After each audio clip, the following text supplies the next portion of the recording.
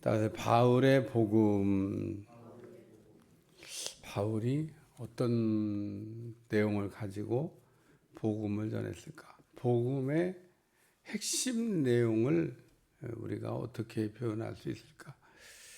오늘 말씀을 우리가 읽다 보면 그 하나님의 나라를 증언하고 모세의 율법과 선자의 말을 가지고 예수에 대하여 권하더라. 그러면서 바울이 아침부터 저녁까지 강론한 내용이 뭐냐면 하나님의 나라에 관한 말씀입니다.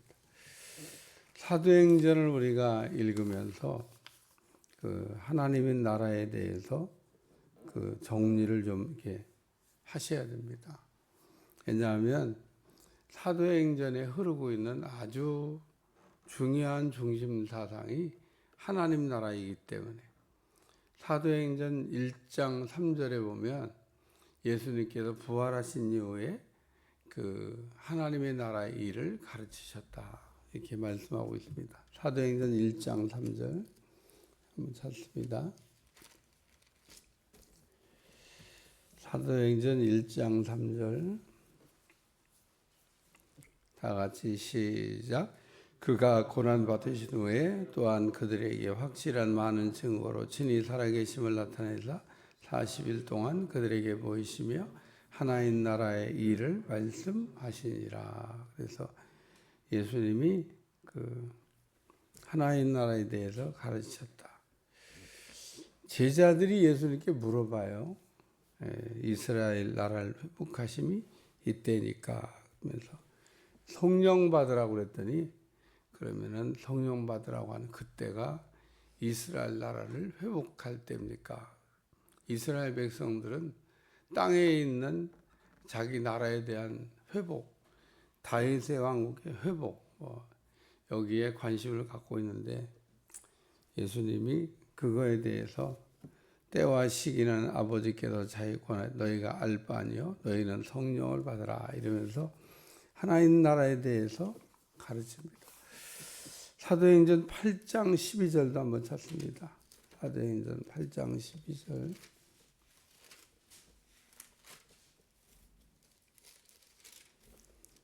사도행전 8장 12절 다 같이 시작. 빌립이 하나님 나라와 및 예수 그리스도의 이름에 관하여 전도함을 그들이 믿고 남녀가 다 세례를 받았다. 빌립이 하나님 나라와 예수 그리스도의 이름에 관하여 전도함을 그들이 믿고 남녀가 다 세례를 받았다. 이 빌립이라고 하는 사람이 사마리아 성에 가서 뭘 전했냐? 하나님 나라에 대해서 정했다. 그렇게 말씀하고 있습니다.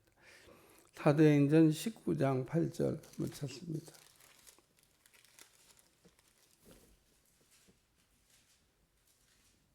사도행전 19장 8절 다 같이 시작. 바울이 회당에 들어가서 석 달 동안 담대히 하나님 나라에 관하여 강론하며 권면할세. 바울이 하나님 나라에 대해서 그 에베소에 갔을 때 석 달 동안이나 가르쳤다고 말씀하고 있습니다. 하나님 나라에 대해서 가르칠 내용이 많았던 거죠. 무슨 하루 동안, 일주일 동안, 한 달 동안 가르친 게 아니고 석 달을 가르쳤다고. 근데 말씀을 듣는 사람도 있고 안 듣는 사람도 있으니까 바울이 따로 구별해서 두란노라고 하는 서원을 만들고 2년 동안 하나님 나라에 대해서 집중적으로 가르칩니다. 여기도 오늘 본문에 로마에 갔을 때 바울이 아침부터 저녁 때까지 계속 그 강론한 말씀의 핵심 내용이 뭐냐면 그게 하나님의 나라에 대해서 여기 아침부터 저녁까지 강론하여 하나님 나라를 증언하고 엔드 모세의 율법과 선자의 말을 가지고 예수에 대하여 권하더라. 첫째는 하나님 나라에 대해서 이야기했고 하나님의 나라가 하나님이 다스린 나라가 하나님의 나라죠. 그리고 하나님의 우리가 다스림을 받는다 이렇게 생각할 때 하나님을 다스림 받는다는 얘기는 하나님의 통제 아래 들어간다 그런 얘기입니다. 오늘 우리가 하나님의 통제를 받고 하나님의 간섭하심을 받아야 되는데 우리가 그런 걸 받기 싫어해요. 그게 받기 싫어하는 나라가 그러면 어떤 마귀 나라죠. 뭐 마귀 나라는 하나님의 간섭을 받기 싫어요. 그래서 마귀 나라가 되는 건데 거기는 행복하지 않아요. 오늘 우리의 행복은 하나님 나라에 있습니다. 하나님의 다스림을 받을 때. 말로는 뭐 다스림 뭐 그러면서 실제로는 또 그렇지 않을 때가 있습니다. 제가 성령 충만에 관한 그 말씀을 얘기하면서 사도행전 2장 4절 한번 찾습니다. 찾아보겠습니다. 사도행전 2장 4절.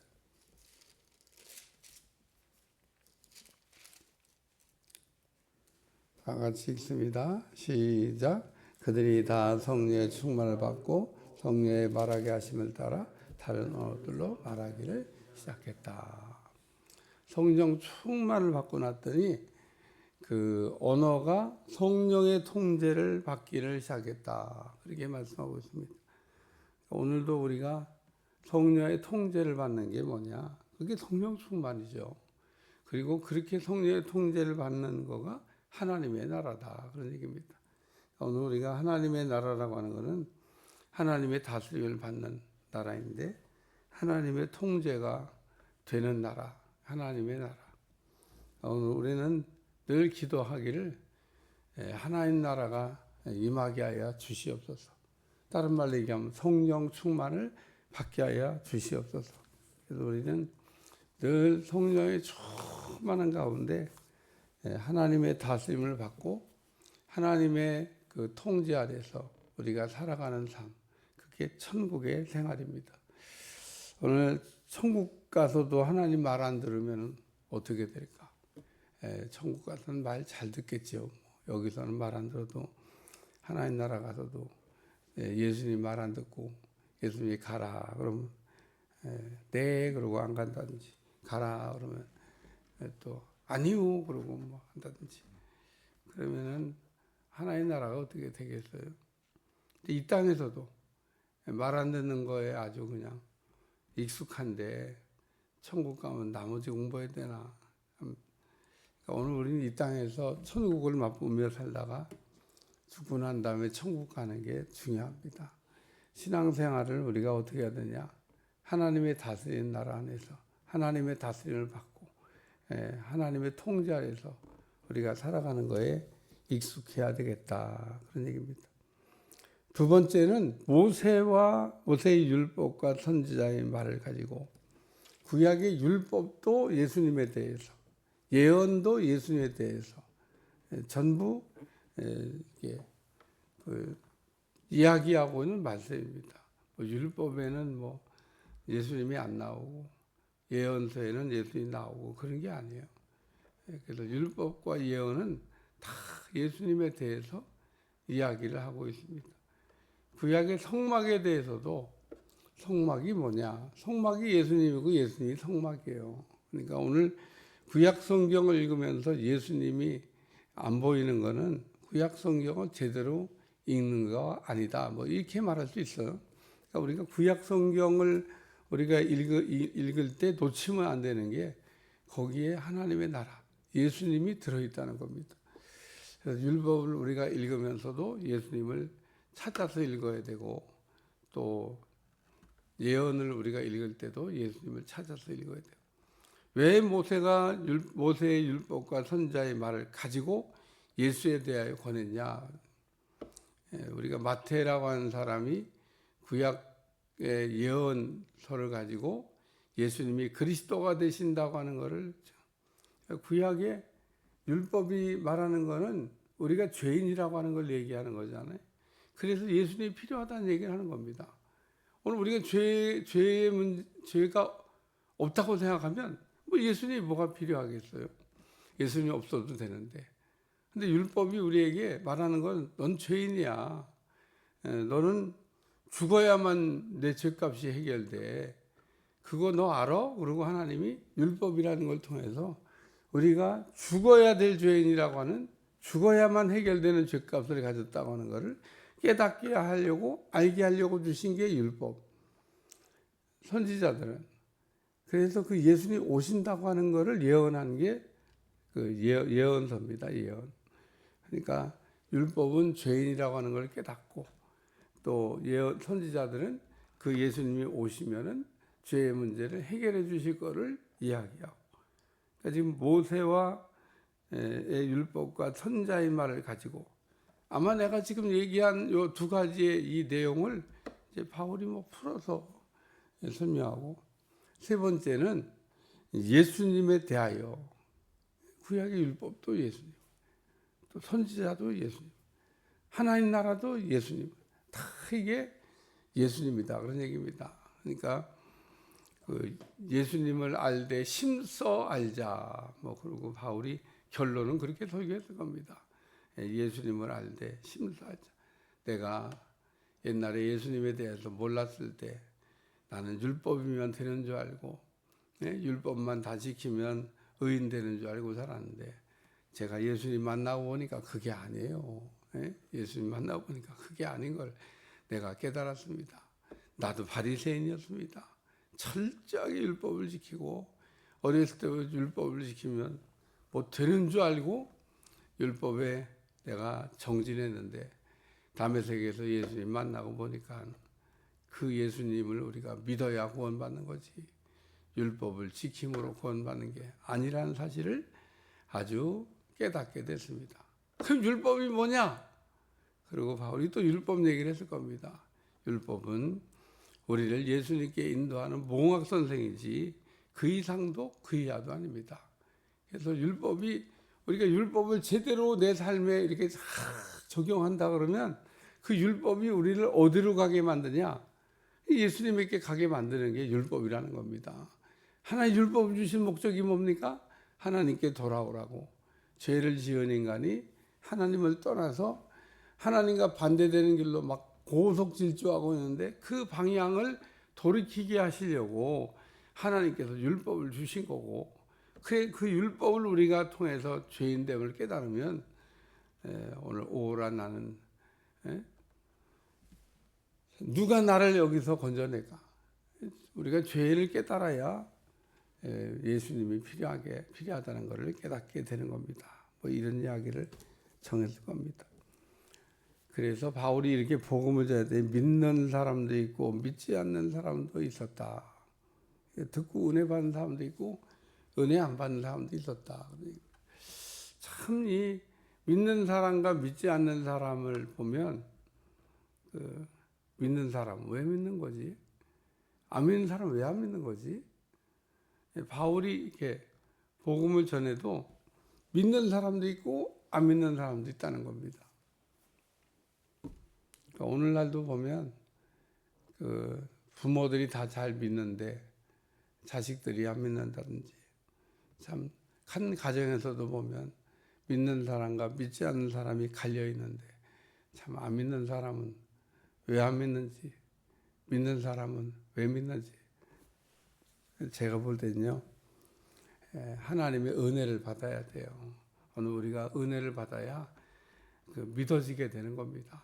예수님을 우리가 믿어야 돼요. 그리고 예수님을 믿으면 우리의 삶에 사실은 변화가 또 일어나야 됩니다. 예수님을 믿는다 그러면서 우리가 예수님 믿는 것도 아니고 안 믿는 것도 아니고 그렇게 믿어가지고는 효력이 별로 없다 그런 얘기입니다. 세 번째 말씀은 이사야의 예언인데, 이사야의 예언에 보면은 말씀을 들어도 또 도무지 깨닫지 못하며 보기는 보아도 또 알지 못하며 이 백성이 우둔하여 귀로는 둔하게 듣고 눈은 감았으니 눈은 보고 귀는 듣고 마음을 깨달아 돌아와야 되는데 그렇지를 못하다. 그러면서 내가 이방인들에게 복음을 전하는 사람으로 보내준 줄을 여러분들이 아셨으면 좋겠습니다.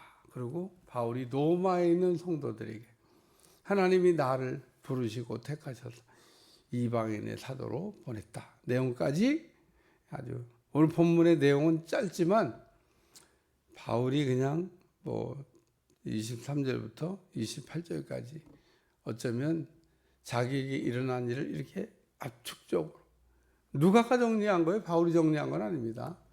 누가가 사도 바울이 로마에 있었던 그 삶을 보면서 바울이 했던 행적을 더듬어서 이렇게 정리해 줬는데 아주 제가 볼 때는요 깔끔하게 어떻게 이렇게 그냥 군더더기 하나도 없이 그 일어난 일에 대해서 누가가 참 정리를 해놨을까. 잘한 것 같아요. 잘한 것 같아요. 사도행전은 그래서 우리에게 아주 그 필요한 요긴한 그 아주 사실적인 그 내용을 무슨 기자가 이게 쓴 것처럼 따라가면서 누가가 정리했는데 참 누가라는 사람이 없었더라면 어떻게 됐을까. 그럴 만큼 성경의 누가복음과 사도행전은 우리에게 굉장히 중요한 정보와 자료를 이렇게 제공하고 있기 때문에 오늘도 하나님 나라에 대해 제가 예수님도 하나님 나라를 빌립도 하나님 나라를 바울도 하나님 나라를 이렇게 증거했다는 얘기를 제가 치고 가면서 정리했는데 그러니까 사도행전의 뼈대 같은 겁니다. 중심 사상이 하나님 나라예요. 오늘도 하나님 나라가 뭔가를 깊이 우리가 묵상하고 보내는 하루가 되시기를 축원합니다. 내일 이제 한 번 더 말씀을 정리하면은 그 이제 사도행전을 마감하게 되는데 내일 이후서부터는 사도행전의 바울이 선교 여행을 따라서 그 기록했던 서신들을 따라가면서 순서대로 한번 좀 말씀을 이렇게 정리해 나가려고 기도 중에 생각을 했습니다. 그래서 내일은 첫 번째로 사도행전이 끝나면 갈라디아서로 넘어가겠다. 이 바울이 1차 복음 전도 여행하고 갈라디아의 사건 때문에 썼던 서신이 갈라디아이기 때문에 그 바울의 1차 전도 여행 시작부터 좀 따라가면서 바울의 선교 여정의 그 사도행전에 다 나와요. 그 사도행전의 그 일정을 따라서 이제 거꾸로 갈라디아부터 시작해서 그 바울이 썼던 서신을 시간별로 따라가면서 은혜를 나눠야 되겠다 이렇게 생각을 해서 갈라디아서로 가겠습니다. 기도하겠습니다. 하나님 오늘도 귀한 말씀으로 깨닫게 하심을 감사하며 날마다 은혜를 더하시고 날마다 하나님의 놀라운 역사가 우리 삶에 일어나게 하셔서 하나님 나라가 시작됐사오니 하나님 나라가 이루어지게 하여 주옵소서. 예수님의 이름으로 간절히 기도하옵나이다. 아멘.